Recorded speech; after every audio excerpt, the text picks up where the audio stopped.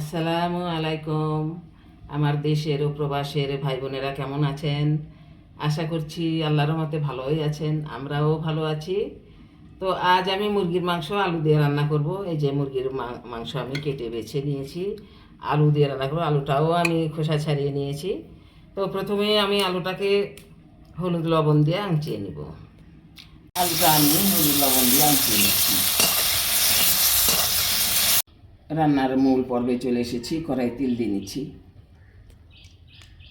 তেজপাতা, আস্ত জিরা, পেঁয়াজ কুচি, ফোড়নের পেঁয়াজটাকে আমি হালকা বাদামি করে ভেজে নিব। গরম মশলা দিয়ে নিব। গরম মশলার মধ্যে থাকছে ছোটো এলাচ, দারচিনি, লবঙ্গ, গোলমরিচ দিয়ে নিলাম। এটাকে আমি ফোড়নের সঙ্গে একটু ভেজে নিব। এখন মশলা দিয়ে নিচ্ছি। জিরা বাটা, রসুন বাটা, আদা বাটা পরিমাণ মতো দিয়ে নিলাম।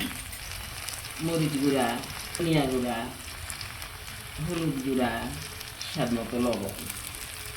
মশলা আমার দেওয়া হয়ে গেছে। এখন আমি একটু ভেজে নিই মশলাটাকে, পানি না দিয়ে একটু মশলাটাকে একটু ভেজে নেব।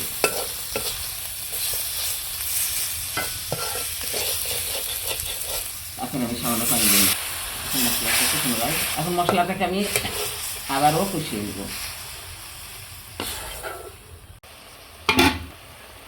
এই যে মশলা কষানো হয়ে গেছে, সবাই ঘন হয়ে গেছে, তেলগুলো মিশে এসেছে। এখন আমি মাংস দিয়ে দিব।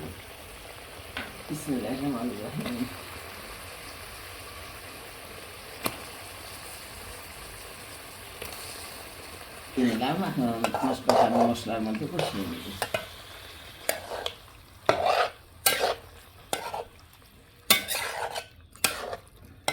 মাংস কষাচ্ছে, আরও বাকি আছে। তো এখন আমি এই পর্যায়ে আমি আলু দিয়ে দিচ্ছি। আমি আলুটাকে দিয়ে দিচ্ছি।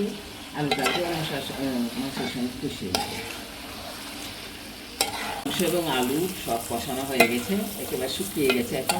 এখন আমি পরিমাণ মতো ঝোল দিয়ে নেব। তরকারিতে আমি পরিমাণ মতো ঝোল দিয়ে নিলাম। এখন আমি ঢেকে দিব। ঢেকে দিয়ে আরও কিছুক্ষণ রান্না করব।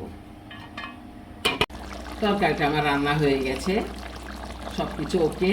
আমি নামিয়ে নেব। তো নামানোর পূর্বে বাসায় তৈরি গরম মশলার গুঁড়াটা একটু ছিটিয়ে দিলাম। গরম মশলা তো দেওয়া আছে, তবু একটু দিলাম যাতে আলাদা একটা স্বাদ আসে আর কি। এখন আমি নামিয়ে নেব। এই যে আমার মুরগির মাংস আলু দিয়ে রান্না হয়ে গেল।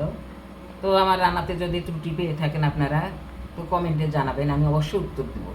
আচ্ছা, ঠিক আছে। আপনারা সবাই ভালো থাকবেন, সুস্থ থাকবেন। আল্লাহ হাফিজ।